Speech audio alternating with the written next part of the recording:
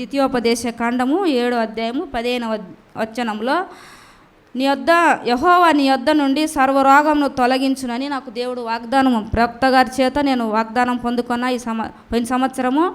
నా వాగ్దానం ఏంటంటే, నాకు శరీరంలో నాకు థైరాయిడ్ ఉండేది. థైరాయిడ్ అనేది నేను టెస్టులు చేపించే 3 పాయింట్ వచ్చింది, అది నార్మల్ వచ్చింది. ఆ దేవుడు స్వస్థపరిచిండు.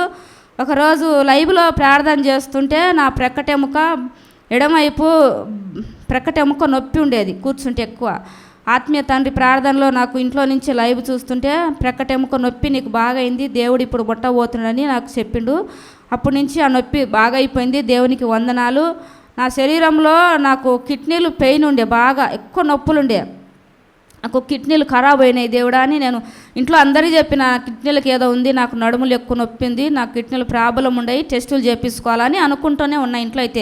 అయితే నేను చేసుకోలే, టెస్టులకు పోలే. నేను ఆత్మీయ తండ్రి గారికి ఇక్కడ వచ్చి ప్రార్థన చేయించుకున్నప్పుడు ఏమన్నాడంటే, నీ కిడ్నీ దేవుడు ముడుతున్నాడు, ఇప్పుడే ముడుతున్నాడు అని 3 మాటలు అన్నాడు. నా కిడ్నీ దేవుడు ముట్టిండు, వెంటనే నీ భర్త హార్ట్ ముట్టిండు ఇప్పుడే అన్నాడు. నా భర్త ఎక్కడ అరుణాచల్ ప్రదేశ్లో ఉంటే ఆయన హార్ట్కి ఏం ప్రాబ్లం ఉందో అది దేవుడికే తెలుసు, మనకైతే నాకు అంతవరకు మాకు తెలియదు. ఆయన హార్ట్ ప్రాబ్లం ఉన్నదంట.